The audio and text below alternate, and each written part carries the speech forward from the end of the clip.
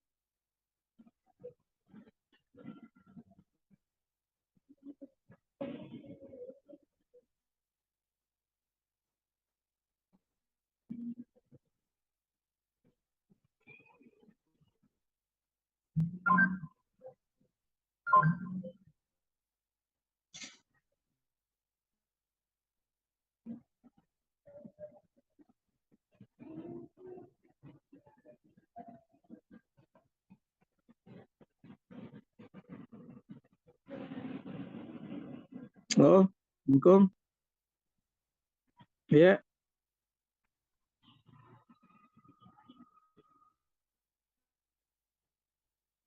Ya, halo.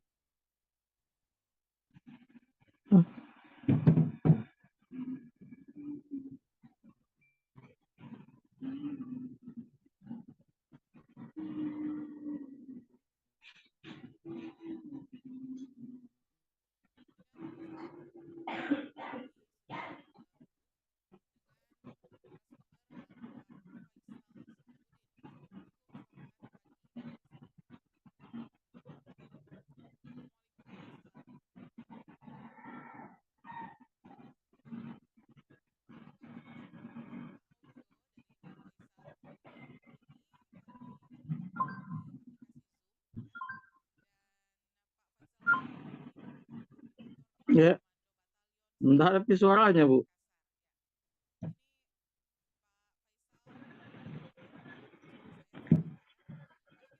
Tidak, tidak. Saya tidak dengar, Ki, Bu.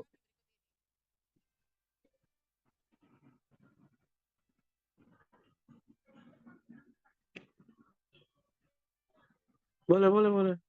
Atau mungkin saya tes dulu pakai headset. Maka cuman putus-putus juga suara apa, Bu?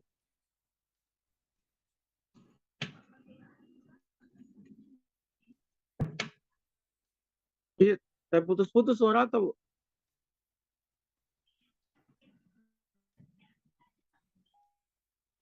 Halo?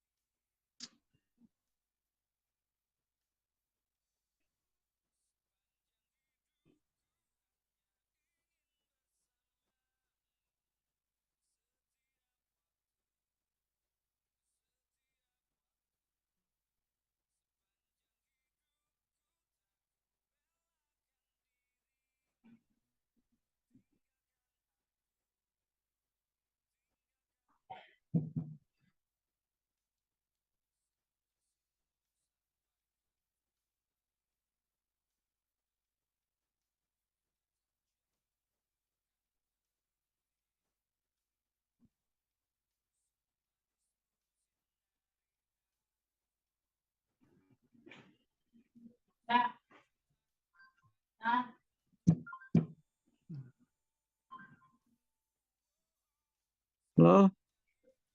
Waalaikumsalam, ya, Bu.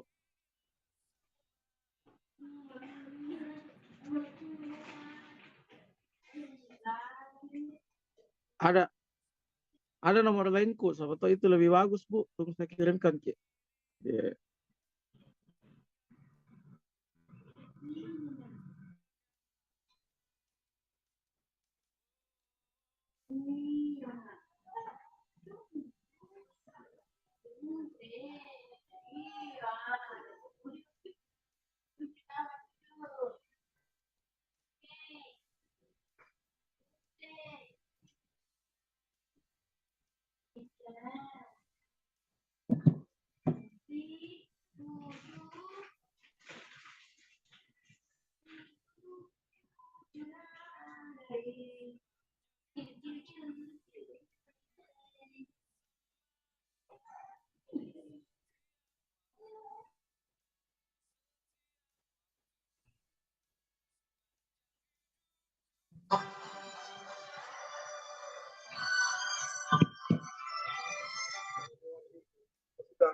Halo? Waalaikumsalam. Iya, iya, Pak.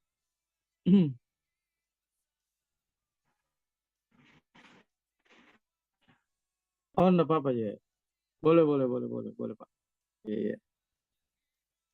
Iya, iya. Siap. Siap, Pak. Iya.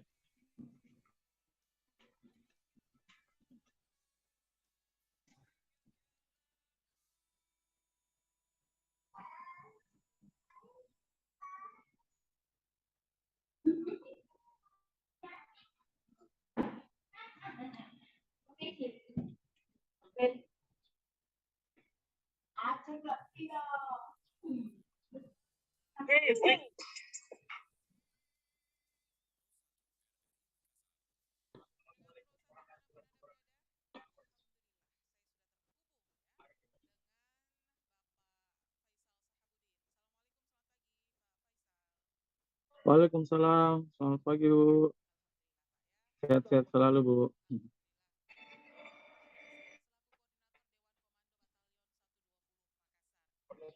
Siap.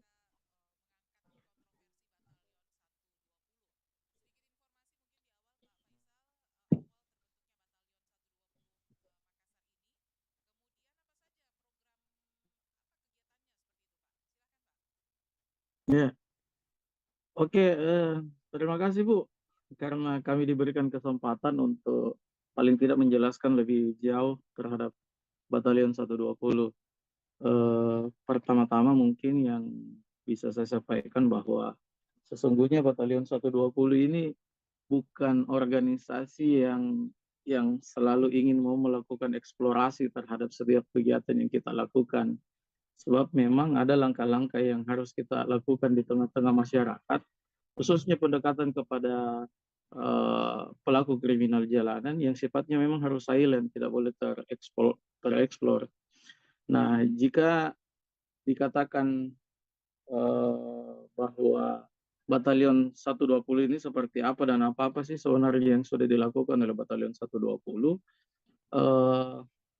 Pertama-tama inisiasi Batalion 120 itu sebenarnya sudah lama, sudah sekitar ada 6 sampai 7 tahun yang lalu. Dan kemudian iya inisiatifnya. Iya, inisiatifnya ya 6 sampai 7 tahun yang lalu. Kemudian barulah sampai kepada eh, deklarasi itu atau pengukuhan itu eh, sesuai dengan namanya bulan 1 tanggal 20. Jadi Batalion 120 itu bulan 1 tanggal 20 di 2022. Nah, itu berawal dari eh, Bapak Kombes Pol Budi Haryanto ini pertama-tama masuk ke Kota Makassar, bertugas di Kota Makassar. Pertama-tama beliau bertugas di Kota Makassar, beliau melakukan sowan kepada pemuda-pemuda yang ada di Kota Makassar. Nah, kebetulan saya masuk dalam salah satu list pemuda yang harus ditemui katanya pada saat itu di Kota Makassar. Karena dikatakan bahwa saya adalah salah satu tokoh pemuda di Kota Makassar berdasarkan informasi dari polisi-polisi yang telah ada di Kota Makassar yang sudah yang memberikan informasi itu kepada Bapak Kombes Pol Budi Haryanto ini. Nah, kemudian singkat cerita kami ketemu di salah satu tempat. Akhirnya kami berbincang-bincang terhadap bagaimana kondisi Makassar dan lain-lain. Sampailah kepada saya menjelaskan tentang gagasan secara esensi dari Batalion 120 ini. Jadi sesungguhnya, ya, ya, ya, ya.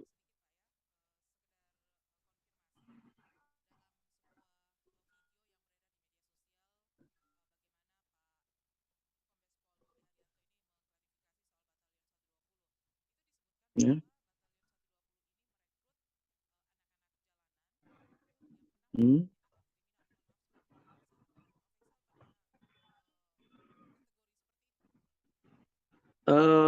Ya, itu tidak salah dan saya juga memang masuk dalam kategori itu. Oke. Jadi setelah kami ketemu, kemudian kami berbincang-bincang, saya menyampaikan gagasan 7 tahun yang lalu, yang saya coba pikirkan. Kenapa gagasan itu muncul? Karena kebetulan Bu, kami aktif dalam dunia kemahasiswaan pada saat kami bergelut menjadi mahasiswa, sehingga kami tentu pasti bersinergi dengan mahasiswa-mahasiswa lain atau pemuda-pemuda lain yang berasal dari luar Kota Makassar. Nah, pada satu kesempatan ada satu momen di mana saya berada di Pulau Jawa bertemu dengan hampir semua pemuda yang berasal dari setiap daerah di Indonesia. Saya iseng-iseng aja bertanya kepada beberapa teman yang hadir di momen itu. Saya bertanya bahwa, bro, Kalau saya bilang Kota Makassar dan pemuda Kota Makassar, apa sih yang ada di kepalanya kalian? Nah, hampir semua teman-teman mengatakan bahwa kalau kita bicara tentang Kota Makassar dan pemuda, yang ada di kepala kami adalah tawuran atau perang kelompok, begal-begal, misalkan balap liar dan lain-lain gitu. Sehingga menurut saya ini adalah stigma yang disematkan oleh pemuda-pemuda di luar daripada Kota Makassar yang sifatnya negatif. Sebagai orang yang besar, lahir di Kota Makassar, saya tentu miris dengan hal tersebut. Sehingga akhirnya saya berpikir bahwa sebagai pemuda yang lahir dan besar di Kota Makassar, saya tentunya harus berbuat. Nah, inilah yang kemudian mendasari saya berpikir bahwa sepertinya harus ada sesuatu yang kita lakukan untuk menangkal maraknya geng-geng motor, maraknya tawuran, maraknya begal dan lain-lain. Kalau kami sebut biasa pelaku kriminal jalanan. Nah, kebetulan ini terkoneksi dengan apa yang ditanyakan oleh Ibu tadi bahwa apakah saya ini adalah salah satu kategori anak-anak seperti itu? Ya, saya harus mengatakan seperti itu. Itu benar karena kebetulan Bu, saya besar di Jalan Rapocini Raya. Kalau Ibu tahu di zaman Rapocini Raya mungkin di zaman-zaman dulu memang adalah daerah yang orang Makassar bilang adalah daerah Texas. Ya, yang pusatnya perang kelompok dan kemudian bahkan dulu itu di zaman-zaman saya masih SD, masih SMP, bahkan kepolisian di atas jam 10 itu agak segan untuk masuk di Rapocini. Saya pernah mendapatkan pengalaman di waktu saya SD, 3 hari berturut-turut saya pergi sekolah tahun 90-an, saya menemukan mayat pada saat saya pergi ke sekolah. Nah, inilah yang kemudian membawa saya dalam lingkungan itu sehingga saya kadang terjun pada dunia-dunia jalanan seperti itu. Karena lingkungan, Bu. Akhirnya ketika misalkan daerah saya perang kelompok, ya mau tidak mau kami harus ikut di situ. Kemudian ya adalah beberapa kali kita ditangkap oleh polisi gara-gara perang kelompok, Bu. Nah, pada satu kesempatan jujur aja, Bu, kebetulan saya izin, Bu, pada saat itu kelas ekonomi saya adalah ekonomi yang boleh dikatakan tidak mampu, Bu. Kenapa? Karena orang tua saya, bapak saya kebetulan itu sudah meninggal pada saat saya masih SD dan ibu saya hanya seorang ibu rumah tangga. Tapi pada saat kita lagi nakal-nakalnya, saya sempat berpikir harusnya saya berubah. Harusnya saya mencoba untuk menggiring teman-teman saya ini untuk berubah dan kemudian berbuat baik. Nah, tapi pada saat itu saya tidak menemukan tangan-tangan Tuhan, Bu. Tangan-tangan yang bisa menyelamatkan saya keluar daripada dunia-dunia seperti itu. Nah, saya kan tentu membutuhkan uluran tangan. Akhirnya kemudian mungkin Tuhan mengizinkan saya untuk mendapatkan jalan yang baik. Saya kemudian mendapatkan kesempatan untuk kemudian melanjutkan kuliah saya. Akhirnya setelah saya bergelut pada dunia kemahasiswaan, setelah saya berstatus sarjana, kembalilah saya kepada lingkungan saya.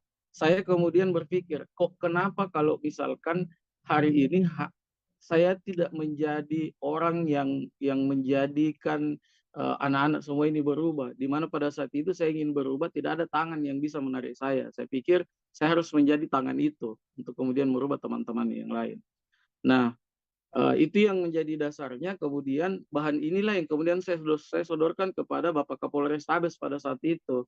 Dengan berbagai macam jaringan yang kita miliki di Kota Makassar, karena kami juga adalah orang-orang yang tergabung dalam dunia-dunia seperti itu, inilah yang kemudian menjadi uh, langkah awal untuk terbentuknya Batalion 120.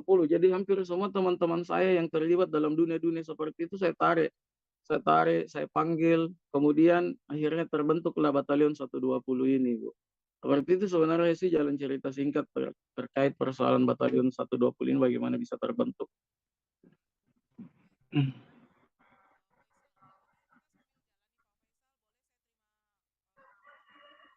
Boleh, boleh, boleh, boleh, boleh, boleh.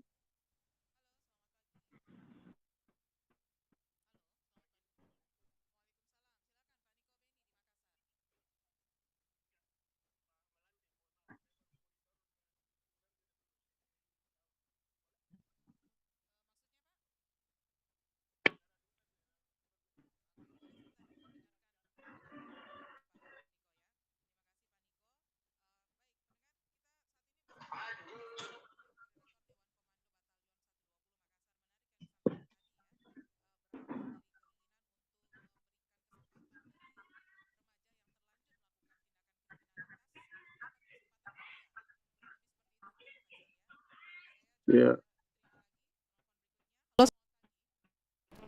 Pak, saya mau tahu yang hadir di studio dulu. Oke, silakan didengarkan siaran kami Pak Niko ya. Silakan didengarkan kembali siaran kami. Bu, ini sudah tersambung HP-nya. Saya matikan enggak apa-apa, Bu. Oh ya, boleh. Silakan. Terima kasih Pak Faisal. Kita tersambung melalui aplikasi Zoom ini ya. Buat Anda pendengar yang ingin berkomentar atau ingin menyampaikan pertanyaannya, bisa simak dulu siaran kami. Silakan menyimak dulu siaran kami 5 atau 2 atau 5 menit seperti itu, nanti bisa berkomentar ya. Baik, Pak Faisal, kita lanjut lagi nih Pak Faisal. Sudah mendengarkan suara saya ya? Iya, sudah, Bu. Alhamdulillah. Baik, Pak Faisal, dari keinginan tadi untuk membuka kesempatan kedua bagi remaja-remaja yang sudah pernah melakukan tindakan kriminalitas ketika menjadi anak jalanan ya, ini suatu keinginan yang sangat dihargai, diapresiasi. Namun tidak menutup kemungkinan ada beberapa kekhawatiran yang muncul di masyarakat, terutama ketika merebaknya informasi penggerebekan yang dilakukan di Sekretariat Batalion 120 oleh tim Thunder dari Polda Sulawesi Selatan. Ada penemuan ratusan anak panah, ada senjata tajam, bahkan ada miras kabarnya. Nah, saya konfirmasi dulu ini Pak Faisal, apakah benar yang ditemukan itu seperti yang disebutkan tadi? Ada yang benar, ada yang mungkin keliru, Bu. Oh ya. Saya mungkin silakan diklarifikasi ya. Kebenaran tentang senjata tajam itu benar bahwa itu ditemukan di Sekretariat Batalion 120. Kalau untuk masalah miras, ini yang saya perlu barangkali luruskan bahwa sesungguhnya bukan miras, Bu, tapi botol miras. Botolnya ya? Botol minuman keras yang sudah kosong. Nah, kami akan menjelaskan kenapa ada barang bukti ya, atau senjata tajam di sana, Bu. Yeah. Jadi sesungguhnya kami dalam proses pembinaan yang kami lakukan, Bu, setiap ada teman-teman yang kita mau bina, adik-adik ataupun misalkan pelaku-pelaku kriminal yang akan kita bina, kami selalu meminta benda tajam yang mereka pakai dalam melakukan tindakan kekerasan di jalanan, Bu. Yeah. Dan kemudian kami kumpulkan dalam suatu tempat. Tempat ini adalah tempat safety atau kami sering sebut gudang di sekretariat kami yang tidak bisa diakses semua orang, Bu. Yang bisa mengakses itu hanya satu orang yang memegang kunci gudang tersebut. Siapa itu, Pak? Atas nama Andre ya, kita atas nama Andre. Itu Dewan Komando Batalion 120 juga. Jadi yang perlu diketahui bahwa tidak satupun di antara anak-anak binaan yang kami rekrut itu yang diamankan oleh pihak kepolisian yang sementara menguasai benda tajam tersebut. Di dalam badannya kah misalkan, ataukah pada saat dia memegang barang tersebut, itu ditemukan di satu tempat secara keseluruhan dengan jumlah yang banyak. Kenapa kami melakukan seperti itu? Itulah sistem yang kami buat, Bu. Bahwa ketika misalkan mereka ingin dilakukan proses pembinaan, salah satu persyaratannya adalah serahkan benda tajam yang sering dipakai untuk melakukan perang kelompok, tawuran, begal, dan lain-lain. Nah, ini semua yang kemudian kami kumpulkan. Nah, paling banyak waktu yang paling banyak teman-teman menyerahkan kepada kami itu adalah malam minggu, dan pada saat itu memang kebetulan di malam minggu. Malam minggu akhirnya kami kumpulkan dan sudah teragendakan pada hari Senin kami akan kembali melakukan hal yang sama. Jadi ini bukan satu kali, Bu. Sudah berulang-ulang kami menyerahkan barang bukti tersebut ke kepolisian. Jadi barang bukti penyerahan itu juga ada sama kami, Bu. Kalau misalkan barang itu kita serahkan di hari Senin kemarin, itu adalah barang bukti secara besar yang ke-6 kalinya. Jadi sudah ada 5 kali kami melakukan penyerahan barang bukti. Ada surat tanda terimanya, dan barang bukti itu sebentar ini sesungguhnya akan masuk dalam agenda kepolisian untuk segera dilakukan pemusnahan dari semua jumlah yang telah kami setor. Kami dapat undangan dari Polres untuk ikut dalam proses pemusnahan itu. Nah, berkaitan dengan isu yang mengatakan bahwa ada minuman keras didapat di sana, mohon maaf, Bu, yang sebenarnya terjadi bukan minuman keras, tapi botol minuman keras yang telah kosong. Jadi Sekretariat Batalion itu dikelola oleh kami secara pribadi dan tidak ada bantuan sama sekali dari pihak-pihak yang lain. Sementara tentu proses pengelolaan sekretariat itu membutuhkan dana, misalkan seperti token listrik, uang air, kami di sana membeli beras, kami di sana membeli Indomie bagi anak-anak binaan kami.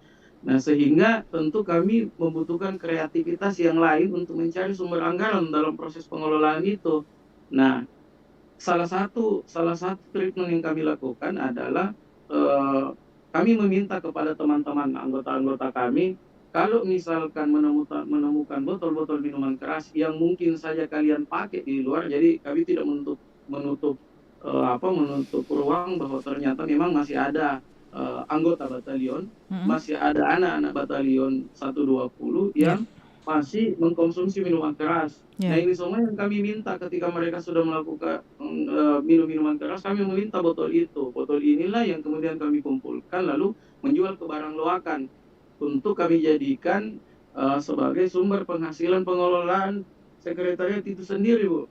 Mhm. Jadi kan untuk merubah anak-anak juga, Bu, harus pelan-pelan juga. Nggak bisa langsung kita kasih masuk dia di batalion lalu kemudian merubah secara keseluruhan. Tapi Ya. paling tidak kebiasaan-kebiasaan yang jelas meresahkan masyarakat, yang paling meresahkan masyarakat dalam skala prioritas, itu yang paling utama kita melakukan perubahan, Bu. Ya. Dan saya juga harus mengklarifikasi, Bu. Jadi dari 48 yang diamankan pada saat itu, dan informasi kan semua sudah bebas, Bu. Dibebaskan ya. Dari 48, hanya 4 yang terdaftar sebagai anggota batalion. Selebihnya itu adalah anak Oh, binaan kami, Bu. oke Jadi oke. dia masih dalam tahap proses pembinaan.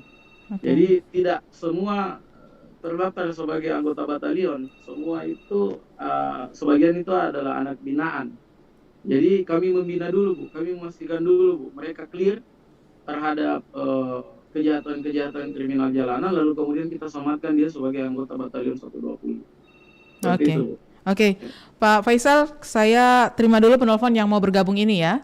Ya. Siap, siap, Bu. Halo, selamat pagi. Halo. Sayang sekali terputus ya. Silakan bergabung kembali di 082133339440. Pak Faisal mengkonfirmasi salah satu pendapat dari pendengar kami yang masuk pada sesi sebelumnya pukul 7 tadi. Ini ada yang menanyakan apakah ini berbentuk organisasi batalion ini, terus kenapa menggunakan nama batalion? Karena nama batalion itu ketika disebutkan kita langsung berasumsi pada Tentara Nasional Indonesia. Kemudian apakah ada izin dari Kesbangpol, apakah ada kelengkapan keorganisasian lainnya, dan bagaimana perekrutan dari seperti yang Pak Faisal bilang tadi, binaan ya dari Batalion 120 ini. Silakan Pak Faisal. Ya, Bu. Jadi kalau untuk bicara tentang dia adalah dalam bentuk organisasi, benar, kita dalam bentuk organisasi. Batalion ini baru berdiri kurang lebih sebenarnya setelah pengukuhan itu baru sekitar 6 bulan kalau saya tidak salah, 6 sampai 7 bulan.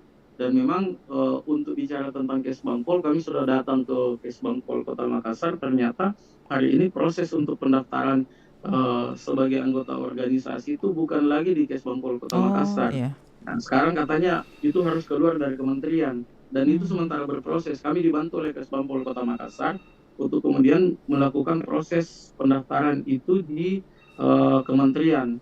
Jadi dia sementara dalam tahap berproses. Tapi beberapa kelengkapan organisasi kami sudah memiliki anggaran dasar, anggaran rumah tangga, dan kemudian itu berubah menjadi akte notaris. Kami sudah membuat akte notaris terhadap organisasi kami. Nah, untuk bicara tentang perekrutan kami sesungguhnya agak sederhana sih, Bu. Jadi jaringan yang kami pakai, di mana saja yang kita identifikasi bahwa daerah ini adalah daerah-daerah rawan tawuran dan lain-lain, ya kami kemudian langsung melakukan perekrutan dengan pendekatan ala anak lorong, ala komunikasi anak-anak di Makassar gitu. Karena kan hanya, kalau saya biasa bilang, hanya orang Medan yang tahu Medan, hanya orang di lapangan yang tahu lapangan ya. Iya. Jadi hanya kalau misalkan hanya mantan pelaku kriminal jalanan yang tentu mengetahui teman-teman pelaku kriminal jalanan. Karena komunikasi untuk melakukan perekrutan pasti agak sulit dengan anak-anak yang seperti ini.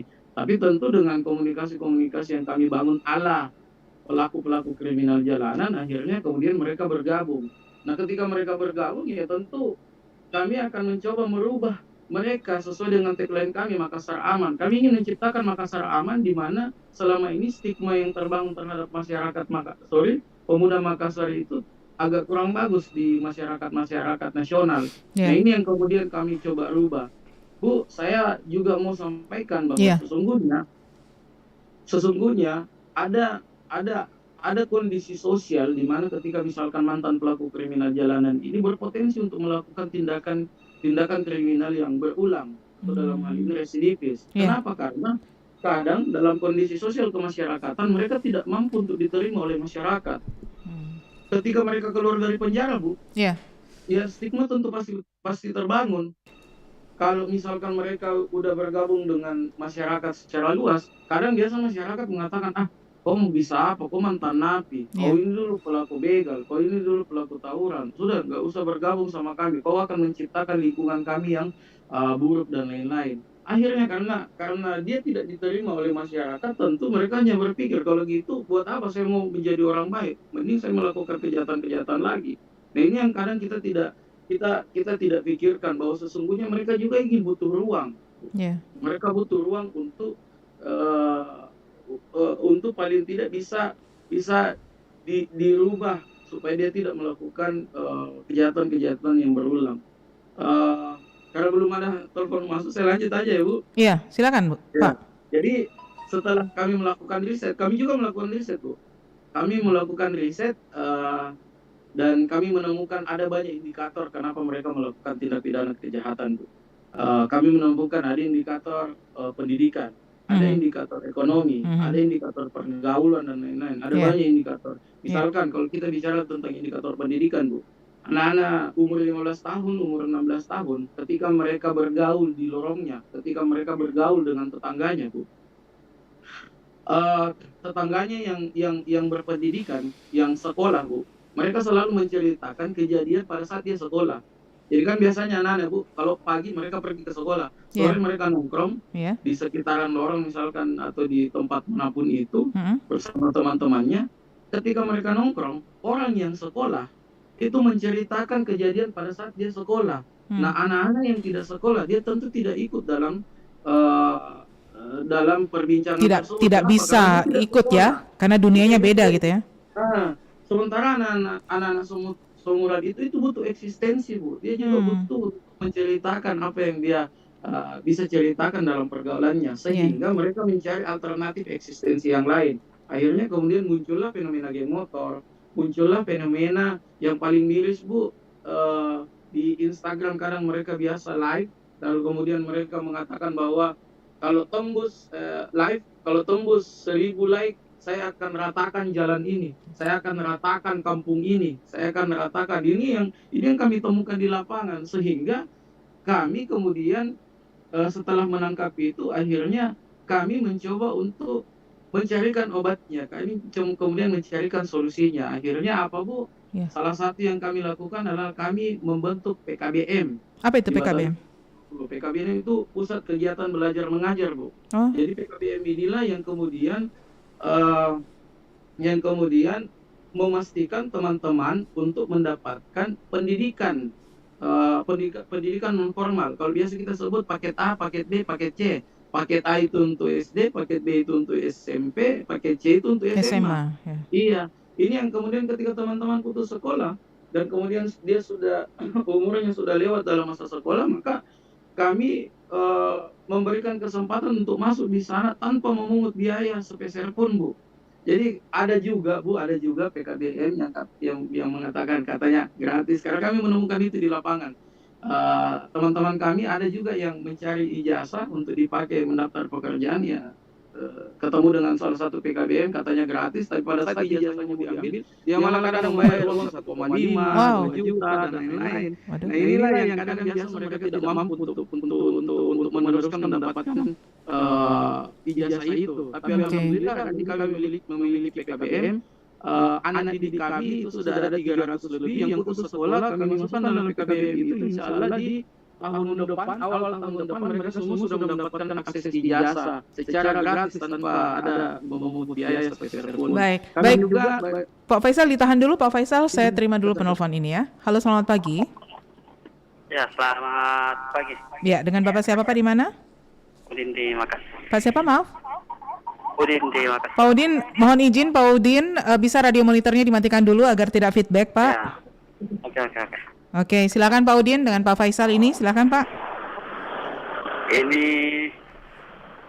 batalion 120 nih. Iya. Oke. Saya beberapa hari ini membaca berita. Mm-mm. Ini kan pernah digerebek. Mhm. Kemudian berita terakhir saya update tadi, Ya. katanya yang sudah digerebek ini dilepas kembali dengan alasan ini bentukan Pak Wali dengan kerjasama dengan apa itu? Ya, Polres apakah? alasannya bukan itu Pak ya, alasannya adalah menerapkan restoratif justice Undang-Undang Nomor 8 Tahun 2001 di Kepolisian Republik Indonesia Pak. Jangan dipotong dulu. Ya. Ini sesuai dengan berita yang saya baca. Oke. Ini bukan hoax. Baik, kami luruskan Pak ya, karena beritanya tidak benar. Tidak berhoax ini. Ini bentukan Pak Wali. Tapi kenapa waktu digerebek ada panah dan minuman keras? Berarti Bapak tidak mengikuti dari awal Pak ya? Ini kan baru menjadi tanda tanya kepada masyarakat. Oke. Makanya digerebek karena banyak laporan dari masyarakat bahwa ini membuat gaduh. Oke. Bagaimana kalau saya mendengar penjelasan dari pembicara tadi, ini bertentangan dengan pemberitaan yang ada. Oke, bertentangan dengan pemberitaan yang ada. Baik, diklarifikasi sebentar Pak Udin ya. Ya. Baik, terima kasih Pak Udin. Selamat pagi. Baik, Pak Faisal, ini kembali lagi stigmanya masih negatif nih ya di luar ya. Tadi disebutkan 48 orang itu dibebaskan karena ini bentukan Pak Wali kerjasama dengan Polrestabes Makassar. Tapi Pak Kombes Pol Budi Haryanto sudah menjelaskan kenapa dibebaskan, karena ada penerapan restoratif justice Undang-Undang Nomor 8 Tahun 2001 di Kepolisian Republik Indonesia. Yang kedua, katanya penggerebekan berdasarkan laporan masyarakat karena Batalion 120 ini membuat gaduh. Kemudian itu diberi tanggapan dulu Pak Faisal. Ya, jadi saya perlu luruskan juga Bu. Jadi sesungguhnya dia belum masuk dalam tahap restoratif justice. Oke. Belum masuk. Kenapa? Karena sesungguhnya teman-teman ini tidak memenuhi unsur pidana Bu. Jadi barang bukti yang didapat itu tidak dalam penguasaan teman-teman. Ini yang barangkali harus diluruskan. Yeah. Mereka boleh terkena sanksi pidana ketika mereka menguasai benda tajam tersebut. Tapi benda tajam tersebut itu didapatkan dalam suatu tempat yang tidak dalam penguasaan teman-teman.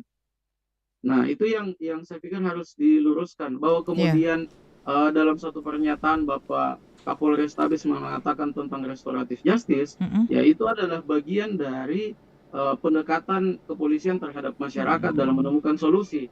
Saya kemarin baru saja bertemu dengan salah satu bidang propam dari Polda.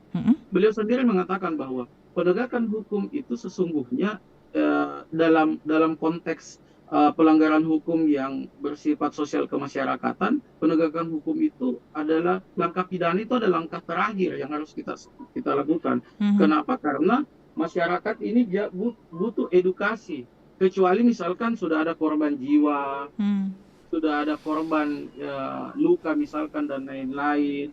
Nah, ini yang harus dilakukan penindakan. Tapi ketika misalkan itu masih bisa dibicarakan dan kemudian kita masih bisa memberikan edukasi terhadap masyarakat bagaimana sebenarnya pelanggaran-pelanggaran pidana, sesungguhnya langkah-langkah pidana itu dilakukan di akhir. Nah, saya pikir untuk persoalan bagaimana busur itu didapatkan dan lain-lain, saya sudah menjelaskan di awal. Nah, sekaitan dengan Pak Wali apa segala macam, saya pikir barangkali saya takut juga agak terlalu jauh untuk berbicara, jangan sampai ditafsirkan berbeda. Baik. Kami hari ini berbuat baik sekalipun Bu, kami masih dituduh yang negatif, bahwa kemudian misalkan di sana pada saat kita kumpulkan anak-anak, ada beberapa warga yang resah. Kami sudah konfirmasi Bu, kami sudah konfirmasi Pak RT di sana. Dalam berita yang tersebar itu berkat laporan dari Pak RT atas nama Joko. Kami sudah ketemu dengan Pak RT. Sesungguhnya dia bukan RT Bu, bukan RT 3, tapi bapaknya yang menjadi RT 3, tapi bapaknya karena sudah umurnya karena sudah renta, sudah tua, akhirnya dialah yang kemudian mewakili. Tapi kami sudah konfrontir langsung dengan beliau mengatakan saya tidak pernah melakukan pelaporan. yang ada kejadian itu adalah sudah ada penggerebekan, lalu saya dipanggil untuk diwawancarai oleh pihak kepolisian yang ada di situ. Nah, dan kemudian ada banyak sebenarnya yang mereka beliau bantah terhadap pemerintahan-pemerintahan yang ada, termasuk hari ini Bapak Rusdi selaku Ketua RW 04 yang ada di sana yang masuk dalam wilayahnya kami Ya. itu menyanggah beberapa informasi yang beredar yang katanya datang ke rumahnya untuk diwawancarai. Hari ini beliau sudah terkoneksi sama saya, beliau menghubungi, ada banyak yang dipelintir katanya bahasa-bahasa yang sudah dikeluarkan. Baik. Bahwa memang ada warga yang resah, benar, kami tidak menafikan itu, karena sesungguhnya kami kadang mengumpulkan ada ratusan anak-anak yang ada di sana. Inilah yang mungkin membuat keributan sehingga warga di sana agak resah dalam hal ribut-ribut. Tapi tidak sedikit juga warga sesungguhnya merasa terbantu di sana, Bu. Kami sudah konfirmasi kepada pelaku usaha tepat di depan ruko sekretariat kami. Beliau mengatakan, Pak Haji mengatakan, iya saya sangat terbantu karena dulu kebetulan pada saat batalion ini belum ada, kami kadang biasa kehilangan beras karena beliau kan pedagang beras, usaha beras, ya, pedagang beras dan lain-lain. Ada juga usahanya rental mobil. Bahkan beliau mengatakan pernah satu ketika mobilnya itu dirusak, mobilnya itu mau dicongkel untuk dicuri, bahkan ban mobilnya itu dicuri. Tapi selama batalion ada di situ malah justru tidak pernah ada kejadian-kejadian kehilangan semenjak kami ada. Jadi bahwa misalkan ada masyarakat yang resah, kami akui itu, tapi resahnya bukan dalam posisi stigma kriminalitas. Kami tidak pernah melakukan tindakan kriminal di sana, kami tidak pernah mengancam orang apa segala macam. Mungkin gaduhnya adalah kami mungkin saja ada ribut-ribut di sana. Ya. Agak sulit juga kalau ratusan orang yang hadir di sana dan kemudian tidak ribut ya. Baik, Pak Faisal, kita jeda dulu sejenak. Kita akan menghadirkan pemutaran lagu Indonesia Raya. Sebentar setelah pemutaran lagu Indonesia Raya, kami lanjutkan lagi perbincangan di Lintas Makassar Pagi beralih ke Lintas Makassar Siang hari ini.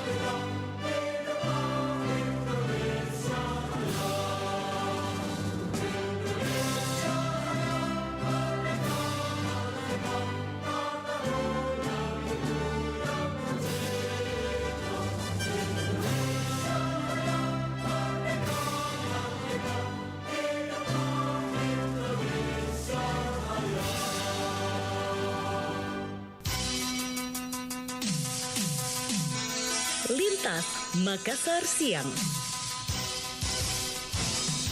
Baik pendengar, masih bersama kami di Pro 1 RRI Makassar dan kami lanjutkan kembali perbincangan kami dengan Bapak Faisal Sahabutin, Koordinator Dewan Komando Batalion 120 Makassar. Ini membahas tentang kontroversi Batalion 120. Buat Anda yang ingin bergabung masih bisa bersama kami hingga kurang lebih 30 menit ke depan melalui line telepon 0821 3333 9440. Mengapa acara ini kami lanjutkan? Karena penting bagi RRI untuk menghadirkan informasi selengkapnya kepada masyarakat seputar kontroversi Batalion 120, meluruskan juga persepsi negatif yang beredar di luar sana ya, atau sekaligus juga mengklarifikasi, mengkonfirmasi apa benar Batalion 120 yang dibentuk pada bulan Januari tanggal 20 tahun 2022 ini meresahkan masyarakat. Kita masih bersama dengan Pak Faisal. Pak Faisal, lanjut lagi Pak ya. Ya Bu. Baik, saya terima penelpon dulu. Halo, selamat siang. Assalamualaikum warahmatullahi wabarakatuh, Mbak Mel. Waalaikumsalam. Dengan Selamat siang. Bapak siapa Pak, di mana? Saya Deng A. Daeng A. Iya, Oke, Daeng A di Makassar Pak ya. di Makassar. Silakan, Mbak Mel. silakan. Iya, terima kasih. Pertama, RRI Smart ya, perpanjang setengah jam ya. Iya. Ya, memberikan waktu untuk kita rakyat masyarakat Makassar untuk mengklarifikasi apa yang sebenarnya terjadi di Jalan Korban. Terima itu kasih Pak. Ya, di Jalan Korban pada bentukan batalion ya, karena yang beredar kan viral ya, Mbak Mel, ya, di media sosial ya. Betul Pak. Assalamualaikum Pak narasumber. Siap, Waalaikumsalam Pak. Iya, Siap Pak. Pak, kita mau minta klarifikasi ini Pak. Ya, sekaligus ini penjelasannya dari yang bersangkutan. Pertama Pak, saya mau bertanya, sebenarnya kegiatannya ini apa Pak sebenarnya? Kegiatannya sebenarnya ini apa? Jangan-jangan ini dijadikan bumper Pak nantinya untuk kepentingan-kepentingan tertentu Pak ya. Oke. Ya, kemudian yang kedua Pak, di media sosial, tolong klarifikasi, saya melihat video, ada petugas yang bertanya, petugas yang bertanya kurang lebih begini ya Mbak Mel ya. Iya. Ini sering mengadakan penyerangan tidak? Nah, yang ditanya dia bilang, iya sering mengadakan penyerangan. Oke. Penyerangan di mana saja? Yang antara lain yang saya ingat itu di Sungai Sadang katanya. Jadi saya pikir ini gimana ini kalau begini? Ya, penyerangan untuk di ini. Dan nanti minta Klarifikasi ya, baik. Siapa tahu ini beritanya tidak benar ya. Itu saja? Ini video yang beredar. Ya. Ya, tidak masih ada Masih ada lagi. Silakan Pak. Ya, sedikit lagi Mbak Mel. Kemudian pendekatan agama ada tidak kepada anak-anak ini Pak? Pendekatan agama. Saya lebih condong sebenarnya kalau dia dilatih jadi hafiz Quran misalnya. Nah, itu yang paling positif sebenarnya itu. Kemudian yang itu saya dulu Mbak Mel. Saya pikir Iya Pak. itu saya dulu terlalu banyak nanti jadi kasih yang lain juga. Baik, terima kasih. Waalaikumsalam warahmatullahi. Nah, silakan Pak Faisal diklarifikasi dulu nih. Kegiatannya apa? Jangan sampai jadi bumper untuk kepentingan tertentu. Kemudian klarifikasi lagi ya. Di media sosial beredar video petugas nanya sering mengadakan penyerangan. Iya, salah satunya disebutkan di Sungai Sadang. Apakah benar seperti itu? Dan pembinaan, apakah pembinaan dalam bentuk agama ada di sana? Pak Faisal, silakan. Oke. Sebelumnya terima kasih Deng karena bertanya kepada kami dan kemudian saya pikir barangkali itu adalah kesempatan untuk melakukan klarifikasi dari kami. Yang pertama, pertanyaan yang pertama, sebenarnya apa yang kami lakukan jangan sampai dijadikan bumper. Mohon maaf saya belum menangkap apa maksud dari bumper tersebut. Kalaupun misalkan diarahkan kepada ranah-ranah politik, saya pikir itu sudah mustahil Bu. Kenapa? Karena di dalam situ Dewan Pembina kami ada 3 wali kota. Kalau wali kota mungkin ini yang bisa jadi. Nah, itu dia yang kayak bola liar nih di luar ini di masyarakat. Di luar daripada itu Bu, ternyata kami juga memiliki Dewan Pembina yang lain, dalam hal ini Kapolrestabes Makassar dan kemudian Dandim 1408 Makassar, sehingga mungkin agak sulit ketika misalkan kami dipakai untuk sebagai alat politik. Kenapa? Karena 2 dari Dewan Pembina kami ada diatur oleh undang-undang selalu bersifat netral di ajang-ajang politik, seperti itu barangkali. Yang kedua barangkali terkait video tersebut yang menayangkan salah satu dari anak-anak yang dilakukan penggerebekan itu, memang sebenarnya bukan penggerebekan Bu, karena kalau penggerebekan itu ada surat perintahnya Bu. Oh iya. Jadi apa bentuknya ketika itu? katanya adalah ada 3 orang yang dikejar oleh satuan Patmol Thunder, tersebut, ya.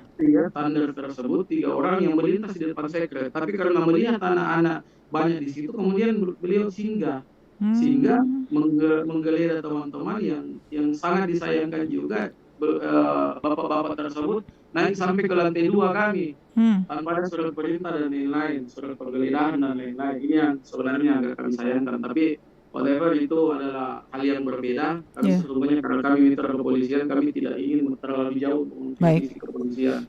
Nah, sekaitan dengan anak-anak, salah satu anak-anak di wawancara itu, kami sudah konfirmasi langsung ke anak-anak itu setelah dilakukan pembebasan. Jadi sesungguhnya memang ini tadi yang saya mau jelaskan, Bu, ada anggota batalion 4 orang di situ, ada anak yang masih dalam tahap pembinaan.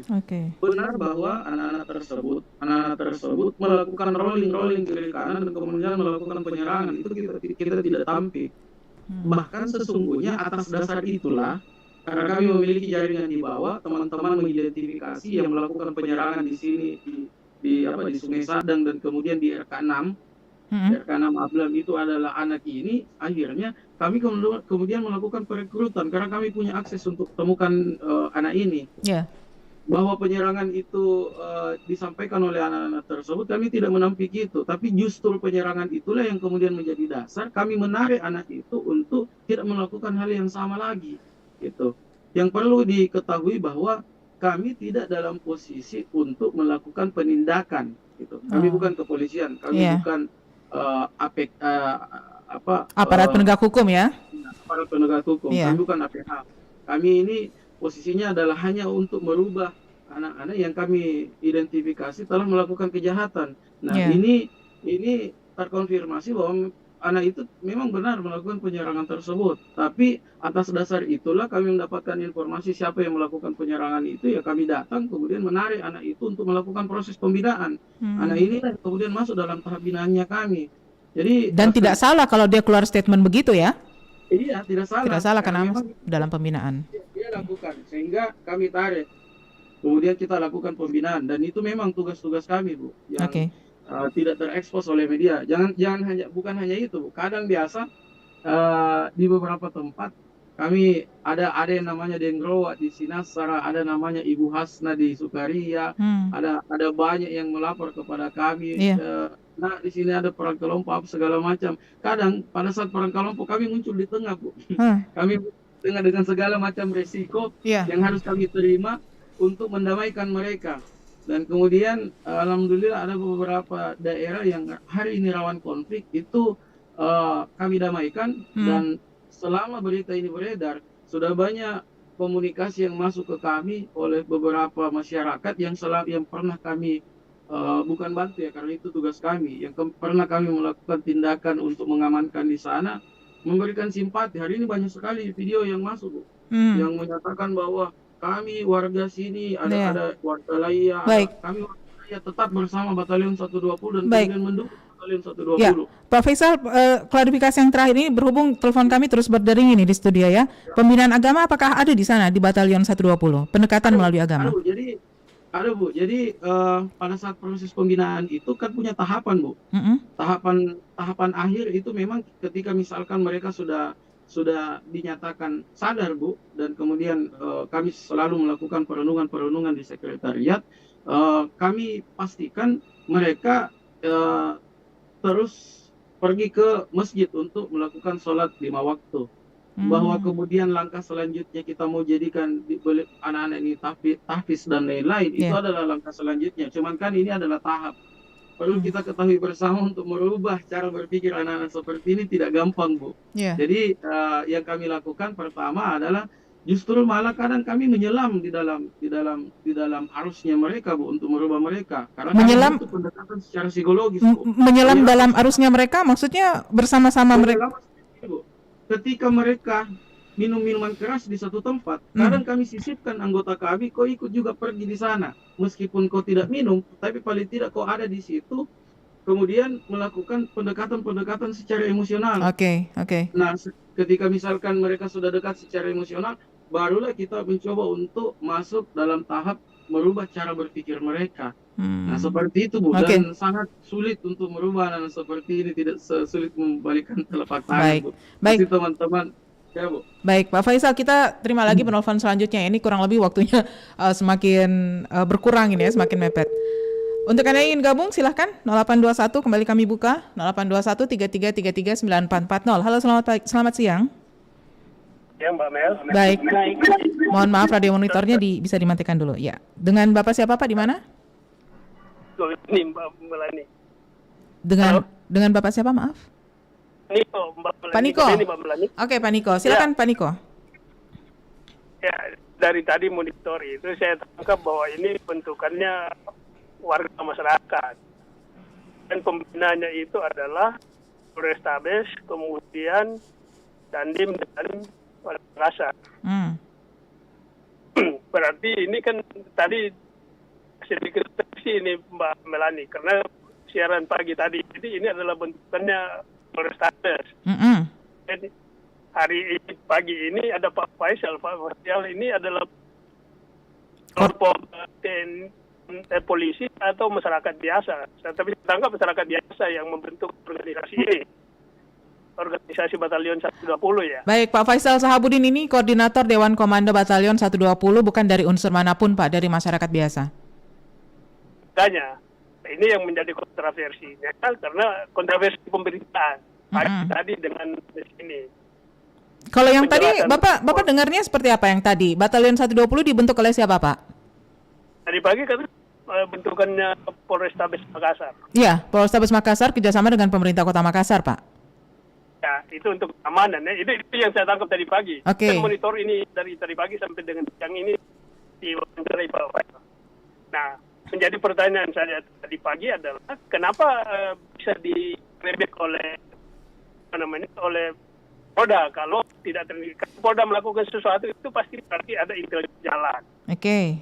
Yang itu Pak Faisal ya yang saya harus sampaikan sehingga menjadi ekstra hati-hati sehingga tidak menjadi itu yang tidak menjadi kontradiktif nanti kemudian orang menuding bahwa aparat kepolisian kemudian Kota Makassar memelihara kalau ini dengan hadirnya ini Batalion 120 walaupun secara pribadi saya menganggap bahwa hadirnya Batalion 120 nilai plusnya ada tapi harus benar-benar dijelaskan kepada masyarakat karena ini menjadi polemik mohon maaf saya harus sampaikan bahwa ada beberapa kejadian saya baca di online itu media ada sosial. Kan terjadi demonstrasi kemudian ada aparat yang melakukan yang tidak sesuai dengan prosedur tetap.